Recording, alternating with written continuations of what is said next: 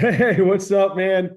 It's episode two of what what we affectionately use as what Jason has termed the Dirty South. We see lots of cool shirts that he brings out to you well, he makes those up for him, and Yeah. pretty cool stuff. So wow, another week by in the Dirty South. We had a lot of kids out there competing, huh? Yeah, we had like 10,000 things going on across the freaking southeast. I mean, not only did we have Vegas going on with some of the best kids, traveling out there, you guys down in Florida, had the Poseidon Duals, you had the AAU girls states going on. Up, in my neck of the woods, I traveled up north to in northern Georgia to visit Scrappy and do the DonFather Duals. I mean, there's just a You know, lot of things happening, and you know something that quietly went on down in Broward County that had a really good showing this week was JT Taylor with YIC put on a kind of one of those Team Florida, you know how they're going around doing Team Florida stuff. He put on a rumble down there, and he had a guest in Jordan Oliver show up Oh, and wow, was just a slacker. yeah, was working with What the the kids. heck? So that turned out to be a great show. And he did it out at one of the local parks, which had a covered area, and he put the mats down. It kind of looked a little bit like a small version of, remember the qualifier in Georgia during COVID? They did it in that outdoor park. Yeah, yeah. Kind of looked like a smaller version of that. So that Do was you have going. a do you have a picture of it? Um, I I think let's see. I'm just wondering. I was thinking back when you were actually mentioning that. I should have stepped back from that Georgia qualifier and and taken a picture because that's such a unique experience. You're right. Yeah, I so I'm gonna share my screen with you guys, and you'll see here, share. Can you see that, Jason? I can, yeah. So you'll see here, this was some photos that JT put up on the YIC. There's your man Jo right there. Yep. And I mean, he had a really good showing down there. Look at those kids. That's awesome. So What a great opportunity. I mean, like I'll tell you what, there are so many opportunities across the entire southeast, to get better if you want to get better. so what a fun time there. Um, and that was pretty cool. And then obviously we had Poseidon Duels going on. A Tyrant comes down every year and does those. This year I didn't get down there. I had Saturday. I had committed to uh, the Bush brothers over there for their AAU girls states. They tend to always put something on, and it's always happening with something that I'm priorly committed. Priorly is that a word? It's a word now. It's a word now. I think it was a word before. I don't know if you used it right, but it's all good. that I committed to. So it was really cool to get out there and see all those girls. And man, some of our best girls were competing there. But I did hear Poseidon had some really good showings. There were state champs going at it. There were state placers going at it. Yeah. Our elite, most of our elite were out at U20s, or U17s and U15s and things that were going on out there in Vegas. But yeah, the girls AAU States was really cool. Had a good time there. He probably had almost 200 girls, so that's a pretty good showing for a Saturday in April. And Yeah. No, that's awesome. Did they wrestle freestyle? he did folk style and He did freestyle, folk style. Freestyle and folk style. Okay. and he had little girls all the way up to big girls. So it was, he had all weight classes going, and they had a good time. But I know a lot happened. They released rule changes this week. We've seen the They David did. and Tricia Saunders awards go out, and we Hmm. had a lot of kids from the southeast that were up there in or over for us over there in Vegas. Um, Yeah. I watched Yeah. all the U20 finals, but I did notice, just to name some kids, I saw we had Mako obviously had a great showing out there. He Uh, did. you had There was some other, let me see, I have it here, Kason, I want to say his name, had a really good showing. Oh, Case and Hal out of South Carolina. Yeah. And then there was another kid from Alabama with Corey Land. Yep. And shout out to Corey Land, right? Because it was what, 9 months ago, he had had to have ACL surgery and repaired. And, this is his first competition back. I mean, your first competition back is the US Open, right? I mean, he is a returning silver medalist in Greco. And man, I'll tell you what, if you saw any of the highlights of Corey wrestling Greco, he looked like he didn't miss a beat. He was absolutely unstoppable. And then because he won Greco at There U20. was another kid from South Carolina that All-American in Greco Um 20. in Greco, yeah, Patrick Brophy, All-American in freestyle at U20. There was another one, All-American. Riley Huck's All-American in Greco. Yeah. I was watching that. I mean, I saw Jason Hoff posted something on your page for the young man, but I don't remember the name. Oh, Look, Colson Hoffman, his son, qualified for Georgia or placed top 8 for Georgia as well. yeah, so that's awesome. Yeah, I mean, a lot of great kids. Then obviously we saw a bunch of kids, the Spartan Lake Highland Prep brought a bunch of kids. There were kids Mhm. just from all around our states. I saw the Osceola Cowboys were there. A Mhm. really cool picture where they saw Cooper Haas out there, and uh, and they were all together again. He and Gunner and Adias and Heap. And then Yeah. I did notice as far as from Florida, we saw the kids that were in college like Van Hoke. Uh, Who took second? yeah, he Took well, second in Greco. well, I know in Greco he took second, and then in freestyle he ran into some kid named PJ Duke who's not that good. Man, I don't know. Yeah, I know you're being, you're using sarcasm there, but I will say I don't know that there was a better, more impressive individual on the weekend in the building than PJ Duke. I Yeah, mean, I don't know that he had a close match. I mean, Bassett wrestled Valencia. It was a close match. You had Mendoza beat Jax Forrest and 57 kilos with Lillendahl. Those were good matches and all those sorts of things. But man, I'll tell you what, PJ Duke, woo, he yeah. looked great. There was a match on the front side with CJ that wrestles down here, CJ Torres. Mm-hmm. Was wrestling a kid from the Charlotte club over there. I think maybe a Davidson kid, Charlotte. He's And in I college think he, now. okay, so it's a Tennessee kid. He lost to Ian McGahee, That who's was on from the Tennessee, but maybe he's wrestling at a club over in North Carolina area. that was the match on the front side, right? That CJ lost. I So believe so. He lost like 12-11 or something like yeah, that. frustration came over me. Not, I mean, obviously they're both amazing young men, and CJ uh, is a close friend of my son's, but I didn't. I was a little, I thought it was 6-4 there early, and it went 5-4 during that first challenge. But the end to lose 2 points and lose the match, it was actually 11-11 on criteria, and to lose the match to take 2 points from him for an eye poke, like it was unintentional. Oh, Was is that what happened? I didn't see the end of it.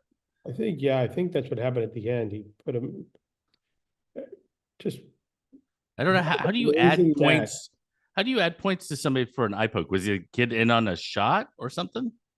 Yeah, I don't remember exactly what happened, but they're hand fighting, and inadvertently, I'm sure, it wasn't like the Three Stooges. I guess that nobody out there knows who the Three Stooges are anymore, but it wasn't like the Three Well, two of Stooges them are on this show, so there we go. where he like poked him on purpose and laughed at him.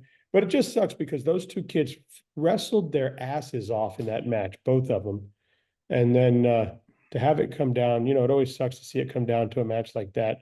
Um, but man, anyway, across the whole Southeast, Alabama, Tennessee, you usually break the numbers down a lot better than I do because you cover So all of them. But man, I yeah, tried to keep an eye on them all, and I remembered a few names, so I'm proud of myself there. But no, you did great. You did great. We had so one of the things I think that that stood out to me was the kids who not only excel in one of the styles, like a Gorman who makes the U20 freestyle podium and still in high school. That's pretty impressive, and things like that. But the kids and Mako winning, obviously down U17, beating Jacob Levy, who is a Georgia hammer who's won the knockout and that sort of thing. He's the kid at North Carolina, right? Yeah, he beat him. And we I spoke think last week. I 11-3. think when we were speaking last week, you and I, you pretty much chalked them into the finals. Well, I said I hope they see one another, because I wasn't sure if they'd be on the same side of the bracket or not. They ended up being on the bottom side of the bracket. So they met in the semis. Yeah. They didn't meet in the finals. But Mako, he took care of business. It was 11-3 and he hammered it. But the thing that stood out to me are the kids who can place in both styles. They can make the podium in both styles. And I think that that's pretty special. Nate Askew, who's also at Tar Heel Wrestling Club out of Georgia, went to Baylor, won U17s, placed in Greco. Blue Stifler, a kid, Mill Creek, Georgia, he placed in both styles. Kason Howell, who you already mentioned, placed in both styles. I just think that that's pretty cool to be able to not only excel on one side, or one style, but to excel in both styles. That's pretty cool. And then a lot of kids went 4-2. I mean, a lot of Southeastern kids went 4-2, and that's, 4-2 there is pretty damn good. No. Really good runs. But we could spend the entire hour talking about, like their records and all these sorts of things. There's just no way to do it justice. So right. If we don't mention their name, it's not because we don't think they did wonderful. It's because, that's the situation. But I will say we would be remiss if we did not mention your Florida hammer by way of Pennsylvania, or your Pennsylvania hammer by way of Florida. Claire Bowie, man, she was outstanding. Incredible. She was. But does she always show up when the lights are on? I think she shows up all the time, just beat your ass. I'm just I had Alyssa Favar on earlier, and I was hoping she didn't go this year. She said it's her senior prom, but she talked about all those girls like Claire and Val and all those Florida Vulvania Pensa Florida kids that are here. But Claire Bowie really did a hell of a job. You know who else looked good was Borelli. Yeah, Borelli made the podium. She ended up fourth at 120. Catherine Stewart was fourth at 155, and then you had a couple other Southeast girls in Sao Estrada and Ella Murphy, who also made the finals. So it's amazing to me. You got AAU states going on and all these girls participating there. You got girls out in Vegas participating at the highest level, against one another. Man, the sport's just exploding, especially on the girls' side. And our level of competition with the boys is quite good. I'm really interested to see how they do moving forward. I am a little concerned. The U15s, I don't know that they had the best of showings. I don't know that there were a whole lot of Southeast kids out there at U15, but certainly at U17 and U20, they wrestled well. I don't remember. You probably have a list there for as far as Florida. How many All-Americans did we have? All-Americans? I know we had Mako. Yeah. If you count, Claire Bowie, obviously, I think she was wrestling for Florida.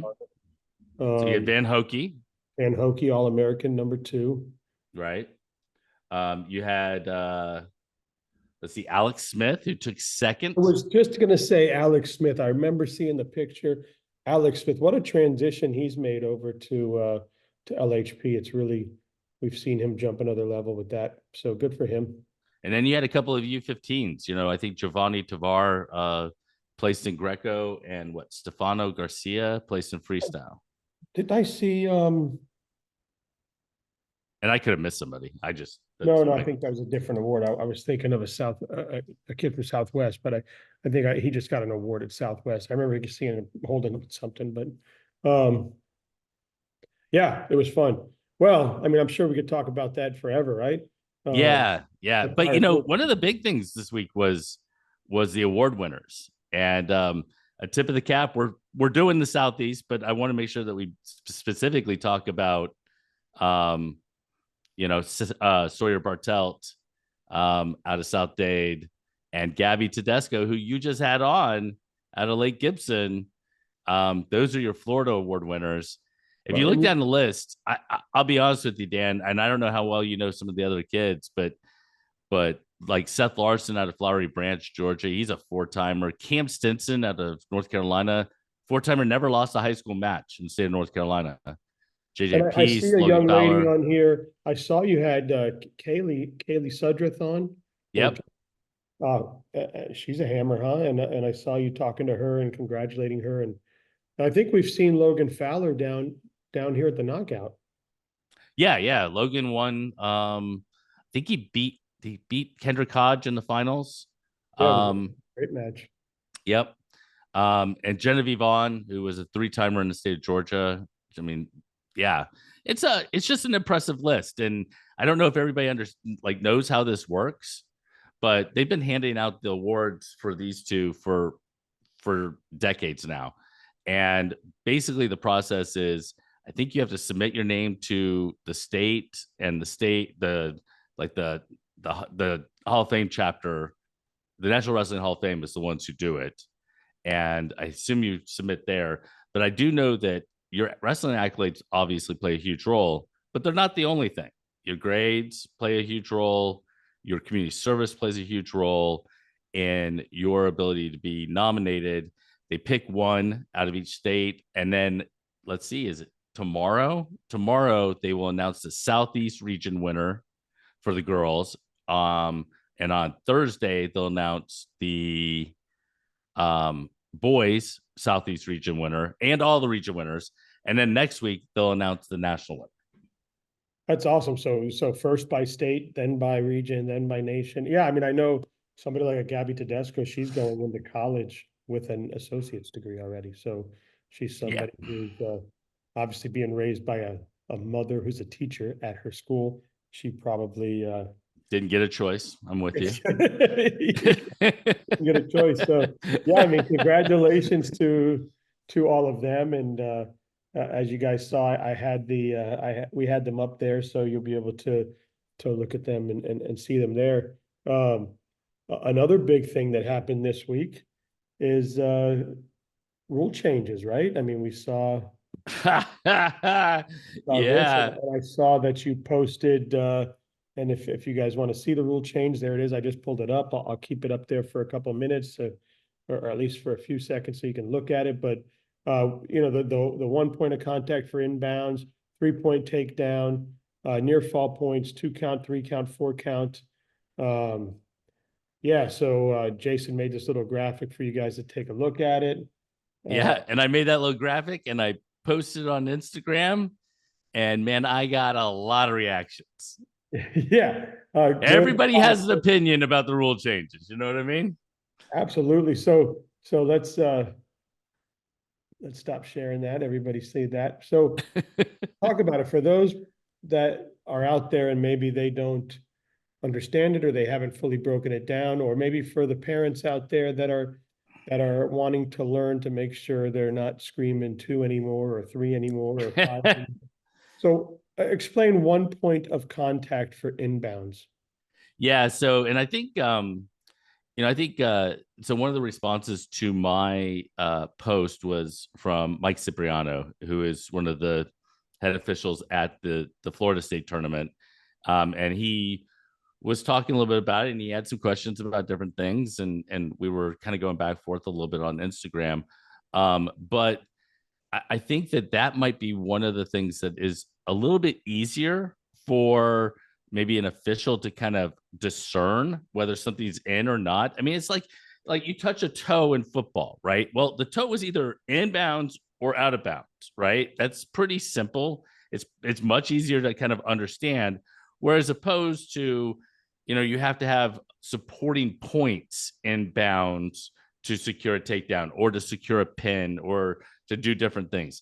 That's not the case any longer. This This is one piece of your body inbounds. And if you watched, you watched Caleb Henson, okay, in the NCAA finals, the college guys have already figured it out. They know what they're doing. He's wrestling Austin Gomez in the finals. He's up and he is on top. He's gotten a takedown. And what he does is he's getting ready to drive Austin out of bounds. And he immediately reaches back with his left hand and puts his hand in bounds while the rest of them are out of bounds. And he keeps his hand in bounds for another 10 to 15 seconds. So the time is pretty much going off. So he's going to win before he pulls it and they are called out of bounds. You see that with their toes too. You'd see a lot of them where they'd Yep. get the takedown out of bounds, but they didn't want to get called. So they'll keep that foot in and then they'll pick it up when they're done. Yeah. Now, did they, a question, is it still going to be the same high school out of bounds, or are they going like NCAA where it's cylinder and they're going up? So you're gonna have to ask an official for that. I don't know the answers. I can only tell you kind of what I've seen from, because really these are pretty much the college rules. So if they're adopting it like college rules, then you're going to be able to see it as that. But I don't know how that happens, and I actually don't know the process of its adoption. Does each state have to adopt it? How does it work? I'm not 100% sure. I was talking to Bud briefly. Headball? Yeah. And so they released these, but I think they still got to go, and I could be totally wrong, and he could, if he hears this and message me and tell me, hey, stupid, you said it wrong. But I believe he said that it still has to go through a board or a committee to get the final stamp of approval through these different, through this process. So I think everybody said yay, and usually if they say yay at one level, that's going to go through, right? But I think there's still some more process to go through. But I could be totally wrong, but I think that's how he explained it to me a little bit, which is why you haven't seen a lot of people publicly maybe come out and, I mean, they've talked about it, we've seen it on social media, but I don't know. But anyway, just to keep going, rule 2 is pretty simple. It's a 3-point takedown instead of a 2-point takedown. So the same. So just so everybody knows, it's this. It's not this. I want to do this. Right. We're in freestyle season. Yeah. For me, it's this. They're actually doing this. All right. Yeah. So pretty simple. Same takedown is a takedown the same way it always was. But now you're going to hear 3 instead of 2. And if you were in Kansas City, you heard it the entire time. And you know what? It made no difference of whether it was 2 or 3. They were shouting it from the tops of their lungs. Yeah. And I'm sure a lot of people were screaming 2 just because they were used to it. And they go, 2, I mean 3. So near fall points, explain that. So you have a 2 count, you have a 3 count, and you have a 4 count. So I think this is the easiest one for new parents, new wrestling people who, and before, if you had a 3 count, it was 2 points. If you had a 5 count, it was 3 points. And there was, explaining that to somebody who's brand new to the sport, I think this just makes it simpler, and it gets an extra point. But I like the idea of you count, you swipe twice, you get 2 points. It makes sense. It's just easier for your average person to pick up, see, and apply. Yeah. So same thing near fall, you get them on the angle, boom, boom, Yeah. you get them on the angle, boom, boom, boom, you get them on the angle, boom, boom, boom, boom. So yeah, so that's awesome. Now, I saw a lot of your reactions as you were screenshotting them, and that was awesome. So one thing that I heard at the high school level, we say heard, but that you see a lot of on the message board is there's such a disparity at the high school level between levels of athletes. You'll see. So is this going to, we're going to see kids just getting blown off the mat, and how is it going to affect the keeping these wrestlers involved, young wrestlers involved? You see a lot of messengers boards saying, man, kids are going to get beat a lot quicker. And is that really going to hurt us trying to convince them to stay And should they change tech fall to being, more points or something to that extent? I could sound pretty stupid here as I'm not a wrestler, but you understand what My opinion is if you if you're getting beat 15-0, I mean, whether that happens in 2 minutes or that happens in a minute and 10 seconds, that's a pretty tough pill to swallow regardless. So perhaps you maybe you're look, the truth is you've seen the same post I've seen. So yeah, the kids that you just saw, Sawyer Bartelt, right? And the Logan Fowlers and the ones that we just posted for the Dave Schultz Awards.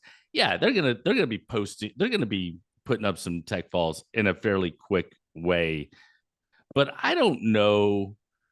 I don't know. Maybe I can't imagine it's gonna significantly impact that that at a different level. Obviously, if Sawyer Bartelt's wrestling some brand new kid from Winter Springs and that kid doesn't really know he's wrestling, doesn't really know wrestling, that's going to be a tech fall whether we give the other kid 10 points for a takedown or not. It's not going to matter. So I just you had reactions from all around. I'm looking at I did. So about time, finally it happens, ruining the sport. 4 count is my friend. Then faces like this. Yeah, no, it was faces it's like this. Yes. So there's a lot of reactions. There's a lot of people who are going to be crazy. all into it. They want to see it happen. There's a lot of people who they're not sure about it. And one that makes sense. This is going to create a lot of heartaches, but number 2 and 3, speed up matches. 3-1 is pretty interesting, but gonna make wrestlers work freestyle and Greco more for faster transitions. Maybe. I don't know if that will happen, but that's what somebody's opinion is. I do think the one thing that I am my 4-point cradle would have been dastardly. That's a good one. If you had seen, I only screenshotted like, I don't know, 10 of them, but there were 100. There were so many different ones and they all had opinions on it. The only thing that I saw that I thought was something that we need to be cognizant of as a wrestling community beyond the rules and that sort of thing is that with the 1 point of contact inbounds, we're now wrestling really close to the edges. And we've got to be really aware, especially in smaller gyms where mats are so close together that we don't have some injuries occur because of those situations. And we saw a lot of people mention that in the message boards, because you do see that. But most of the time, I think, and I'm at least what I've seen is hopefully in the referee meetings they're saying, hey, look, we're really close to walls and tables. We need to call out of bounds a little bit inside the line, right? So I think, the problem is that I'm getting ready to take you down, and we're going towards the wall, and because the wall's there, they're going to call it sooner, and then 15 seconds later, you're getting ready to take me down, but we're not anywhere close to the wall, but we're going out of bounds, and they're not going to call that. It's just going to cause a little bit of a headache, I think, for some of the officials about where to call it. Right, we have to use common sense though, because otherwise, most parents that have common sense or are reasonable are going to say, okay, well, we're trying to protect the kid from getting blasted into a concrete wall. So we're wrestling in a weekend high school tournament in a local gym. We're not at the US Open. So let's protect that. But common sense seems to reign supreme when we get on message boards and have conversations. Right. It doesn't really, but we obviously want to keep kids safe, getting destroyed, right? So right. And I think when gyms, and who knows, will this start to, so something that could happen is gyms start putting up less mats, to have the room, which is going to cause tournaments to go longer, which is then going to cause people to bitch about that. So Yep. either way, You're not wrong. right. There are going to be some real challenges. And honestly, in college, I think you can combat that by making the mat a little bit larger, especially the outsides of the mat a little bit larger. But you're not going to be able to do that in high school. I mean, that's just not going to be a real. That's not feasible. No. So I don't know exactly how that's all going to play out. It'll be interesting. Yeah, maybe we'll see more tournaments go down to less matches as the rounds go further and further to prevent, because the early rounds, usually you're getting a lot of disparity anyway at the high school level, so it'll blow through that round, but maybe as they get into the deeper rounds, as like a lot of the larger tournaments do, maybe they go down to less match, but who knows? Well, this week, I mean, we're gonna start to see, at least here in Florida, and we're going to start seeing qualifiers start to happen for our national team. Yeah.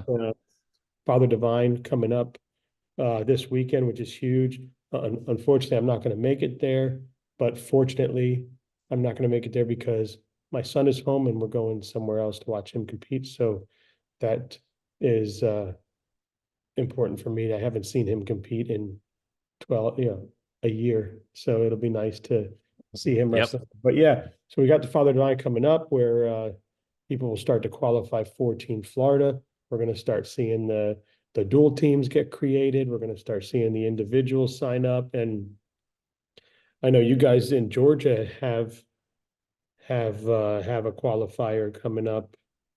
Well, the qualifier for the entire Southeast region is in Georgia this year, May 18th and 19th, just outside of Atlanta. Yeah, and in Florida, it's May 31st to June 2nd or 30th to June 2nd. And it's down here in Osceola County where we What's have that one? That's for the state Spartan Nationals. Yep. So we Spartan have Nationals. so it's Spartan Nationals is teamed up with Team Florida. So the individual freestyle and Greco is Team Florida, and that's the qualifier for Fargo as well.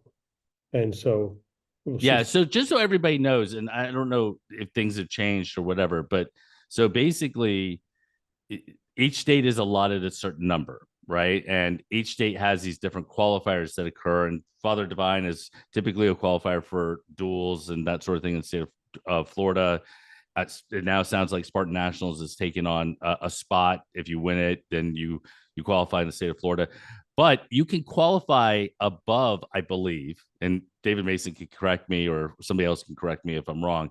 But if you go and qualify at the Southeast Regionals, and it doesn't even have to be your region. So if you go to Northeast Regionals or you go out to the Mountain West in Utah and qualify at a USA regional tournament, then you don't count against your state. At least you didn't used to count against your state and their numbers. And you don't have to qualify within your state, but you're part of your state for Fargo. Yeah, and that's happening in Atlanta. And I know there's a lot of kids that I've spoken to that are going to that'll be up in Atlanta as well. So, yeah, busy weekends, man. The thing that strikes me is man, you must have a deep pocket. I mean, you were a dad during this time. I wasn't. Well, I mean, I'm a dad now, but my girls didn't wrestle and all those sorts of things. What I meant to say was, it's got to be it's got to be an expensive thing. I wonder if it's become more of a rich kid kind of sport because every weekend is a different opportunity to go somewhere to compete. I mean, how do you pick where to go and how often to do it? well, I think at a larger level, that's where we see you'll see a kid show up at Super 32 that maybe nobody's really heard of, and he makes a run, or NHSCA, then he makes a run, or Fargo, and he or she makes a run, right? And these kids save up all year to go to that one big tournament because they can't go anywhere else, right? Yeah. And I'm not saying that nobody's ever heard of them, but they're not the Bo Bassett's, the whatever, right? Right. So yeah, it's got to be tough. I know there's a lot of coaches out there that that do, obviously a lot of fundraising, and there's a lot of coaches out there, God bless their hearts, that are paying for these kids right out of their pocket to get them going and doing this stuff. So Yeah. it's interesting. I know. Well, and they put in a lot of time and effort. Like, I mean, when I was coaching back in the 90s and the early 2000s, we'd dump, 10 kids in a van and drive 16 hours. You know what I mean? Yeah, yeah, that's true. And I mean, I remember 2 years ago, I think my son's senior year, we were signed up for the grappler, and it was back in Michigan. And Oh, yeah. and we had the hurricane hit down here in Florida. So all the airplanes were grounded and the airport was closed. I mean, I heard that there were some teams down here that still put people in vans and drove to Michigan. They did. They did. In fact, it might have been the Jensen Beach crew. I know Jewel Williams and a bunch of them were up there. I don't know if they were impacted by that because I was in Michigan that week that year. Yeah, and I remember, and I know my son was injured the year before, so he didn't go to the grappler. So he was looking forward to going up there. He was going to go with the with Coach Walker that year, and kind of a bummer. But Yeah. yeah, people jumped in the van and did that. So that's cool that people do it. But yeah, I know because I see it. I actually am. I've got a few teams coming to Spartan Nationals this year, some World Wrestling teams, so that'll be exciting. Very And cool. so fun. Hey, before well, we're going to transition, but I want to transition here in that. Can you tell me anything about AAU Girl States? Did you notice anything that any individuals?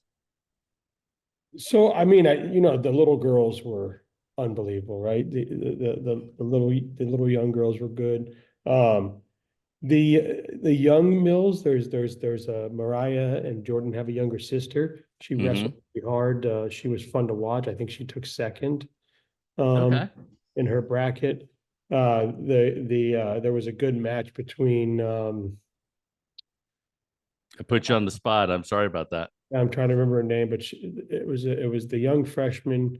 They call her Hot Sauce from LHP, and she was wrestling. Alvarado? Is that Yeah, a young lady from Ponte Vedra that had won the state title, and it oh, was a fun match to watch.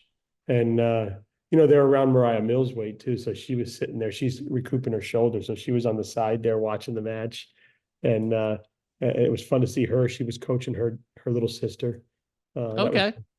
uh, a lot of the young Freedom girls, but you saw Freedom, you saw uh, the HWC, the Hernando Wrestling Club, you saw Ponte Vedra, um, I saw Oviedo, I saw everybody. I mean, if I missed you, Yeah, sorry. yeah. But Did you take a bunch of pictures?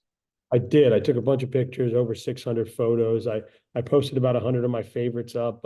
I'll get the rest onto a link. I was waiting for them to all, for some reason, it takes time for them to circulate and upload through SmugMug. And then, because you upload them to SmugMug, but then as you're working on other stuff and you close the computer, they don't finalize. You know how that goes. Um, so in Did order to, and it's really cool because I don't know if you use this when you put your stuff on SmugMug. Oh, but you don't work in Lightroom, so you just go uh, right there. You yeah, don't those and go right there. I'm not quite the photographer that Dan is. Yeah. So, I just get my camera. I like shoot, yeah, shoot, yeah. shoot, So if shoot, you shoot. upload them to Lightroom and you connect your SmugMug to it, when you're done editing them, you can click send to SmugMug and it'll send it right to your SmugMug account. And then it's an easier way to upload it. So Yeah, he anybody knows. in Lightroom, you can do that. But yeah, a blast. I mean, a lot of good kids. Um, you saw the Phoenix girls were there. You saw the Phoenix girls were there.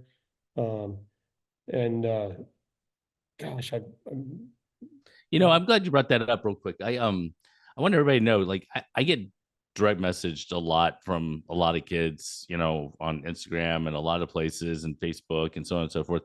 If I ever don't respond, it's just because I'm overwhelmed. I try to respond to every single person. So if for some reason I have not responded or whatever, and sometimes, man, I don't understand how Instagram works. It like filters it into some place that I don't see until like 3 days later or whatever. I will almost always respond and those sorts of things. So send it again and try to get my attention. And if I have the capacity, I'm almost always will share. You know what I mean? I just want to Yeah, tell people that. so sometimes if they don't follow you or you don't follow them yet, it'll go into like a request bin instead of going into your prime messages. So you've got to, I learned that a while. So now I always scroll over to see if there's anything in there. Yeah, I opened it the other day. I had like 60 in there. I'm like, what in the world is this? Well, you'll get a lot of spam in there too, so you got to delete that out. But yeah, it was definitely a good time. I was happy to get over there, see everybody. But man, there were little girls that were wrestling that were just fun to watch. I mean, the coach for Venice, his daughter was out there scrapping. Osceola had a few. You saw, That's cool. was it And Hermosa? just so everybody knows, also, I don't typically pay attention to anybody below like, seventh or eighth grade or anything along Yeah. those lines. Uh, So Winter Springs. again, I saw Winter Springs was coaching really hard, really tough. It was. I mean, I can go through everybody, but we had a yeah, good and it was fun. Yeah, I'm still getting through all the Olympic pictures and going through all that. I did throw some graphics up. That was great. And obviously I want to incorporate that experience onto my website and kind of do all that, but I just haven't got around to it.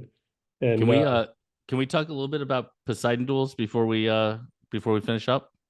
yeah, so I wasn't there this year. I had I went to the AAU Girl States and then Sunday I had to run errands with my wife and her sister and my son Zachary and the dog. We did all that. So, we're leaving this week. So we killed two birds, one stone, went and hung out with them and then ran some errands and then gave them Thor. And so now Thor's over there. Thor is so happy when he sees them. He just about jumped into their car window. They have a dog and who he loves, and she's older. She's like 7, so she'll play with him for a few minutes, and then she'll be like, "Please, I'm done with this shit," and she'll go hide behind it. Yeah, and she'll be like, I'm done." Yep, and then that's it. Um, but yeah, I mean, I saw a lot of great photos from Poseidon. I heard a lot of great matches that went on. Um, I saw the girls, the Killer Bee girls from South Dade were there, Oh, uh, is that right? doing well. And I saw Duck was there with some kids. I saw Bombs get Trey. I know Braves had kids there. I mean, I saw pictures of the Scorpions and everything, and I've seen a bunch of posts of a lot of great matches that occurred. Um, but yeah, Yeah. I didn't quite get out there. But like usual, Tyrant and that team that owns that and runs that, Well, they I do think a fantastic job. And I heard them announce that they're bringing another tournament back here to Florida the 30th and 31st of December, which I haven't had a chance to reach out to him. Does that mean, because usually New Year's Eve, he runs he has the Scuffle tournament up in Chattanooga, uh, mm, Tyrant Scuffle. So I don't know, does that mean he's going to run 2 on New Year's Eve, or is he pulling out of Chattanooga and running that tournament down here? And then he's kind of right in the middle of two of the biggest tournaments that we get all year, where he's kind of sandwiched in between the Christmas knockout, which will happen right mhm. before him, and then the Braves Invitational, which is now added girls, which is happening at the same center now that he has Poseidon, and that Yeah. And that's that's the first week of January, right? yeah, and that's maybe the second biggest in-season tournament that we have behind the knockout. So Um, I don't know if his focus is going to be non-high school, if his focus is going to be youth kids. Obviously, he'll get all the youth kids because they need a place to wrestle in season also, right? So Yeah. I'm sure he'll get all that. So I haven't seen how he's going to break it down or what he's doing there, and I haven't reached out to him, but he's not a dummy. He's been running tournaments a long time, so he must see an opportunity there to uh to have some more wrestling and get people on the mat. So good for him. So I think I could be wrong, but it looks like Special Ops won. Um, but there were some good teams in there. Georgia United had one. BB had a really good team in there. But Special Ops had some hammers who wrestled, I mean, exceptionally well Yeah, and it looked like at the tournament. Charbonneau really put a good team together again this year, and definitely did his thing. Yeah. Yeah, no. They they're tough. That's a good squad. Do you know if that squad stays together to head So to yeah, Disney duels and stuff? yeah. I mean, Or Spartan? I saw a post that said where he's asking for to fill some slots for AAU, and I know not only for that team, but I think he does a Florida Young Guns team too. So Mm. I know he's looking for that. But Spartan, from what I understand, I think they were at 18 or 20 dual teams last time I spoke to Nick over there. So for the end of the month for that duels. Um, and so that should be good. Another good opportunity for kids to wrestle there. And we'll also the invitation. But yeah, but the Father Divine coming up this weekend, everybody in our state, I'm sure will be funneled into there to try to make one of the dual teams. And that'll be cool. I think one team goes to Tulsa and one team goes to Pennsylvania. It depends if you're which you make. That is So correct. Yeah. um, so we'll see what goes on there, and And obviously, then there's the girls, both the 14U and the 16U girls go to Indiana, I believe, for their duels. so man, there's a lot happening, and man, what a time for wrestling, right? Because we just saw the U.S. Open, we just saw the Olympic trials, we have at the same time that Spartan's going on, you've got the world team trials. I mean, the world team, yeah, trials qualifiers up in Ohio. That's going to be happening that same weekend. So, man, we're getting to see a lot of high level wrestling, and then of course what? How long is it till Paris? I mean, it's right around the corner, isn't it? Well, I mean, we're gonna run through duels, then we're gonna hit Fargo, and then right after Fargo, you're pretty much August is Paris. So and then they're gonna come back from Paris, and we've got Elite Eight duels and Grappler Fall Classic and Super 32, and next thing you know, the season's back around. So there is no time to rest for the weary. I mean, Yes. we're running 100 different places, and man, I hope you enjoy your trip to Puerto Rico with your son, Oh yeah, I'm really excited.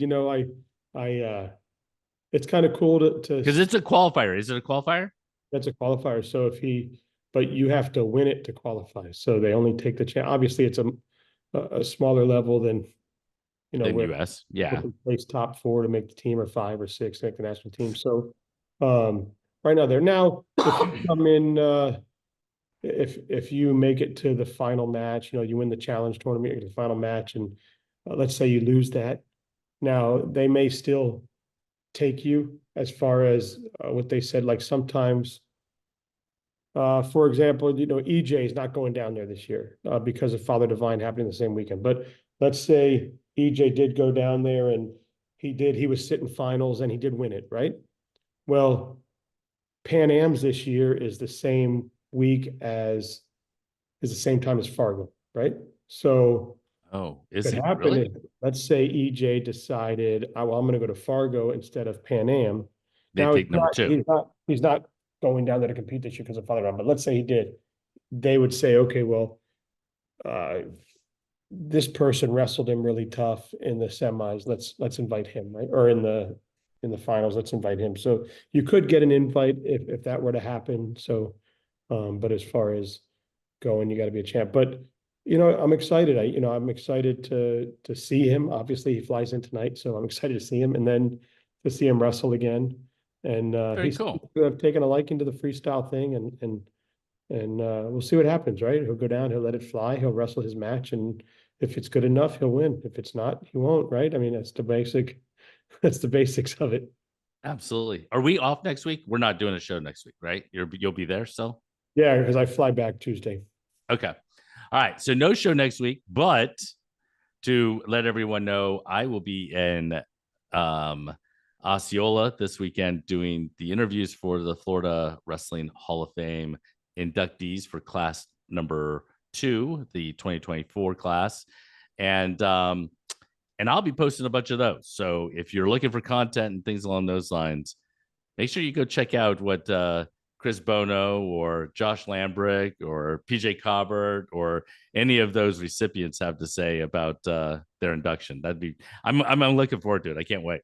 Yeah, and make sure you go to SC Wrestle's YouTube page. You'll see he just went through, and I'm sure he's not done yet, but he's going through all the state champs, women and men, and he's talking to them. He just spoke to the state champ from Doral, Yeah, Christian Vasquez. recently Christian Vasquez. I'm probably going to reach out to him too and copycat SC Wrestle. No, I'm just, No copycatting. No copycatting. I may have one too, but yeah, it's a great interview. These are great interviews. Where I wing it, SC Wrestle actually knows what he's talking about, so the questions are more targeted. Where I don't know about that. We just kind of BS on mine, but yeah, check it out. Vasquez is a great young man who finally got over that hump. Yeah, we talked about that. He finally comes and he gets over the edge there. So, well, 11:55. All right, man. Parting shots. I wanted to say to you, safe travels. Best of luck to Daniel down in Puerto Rico. Thank you, and enjoy the Florida Hall of Fame. I will, man. See ya.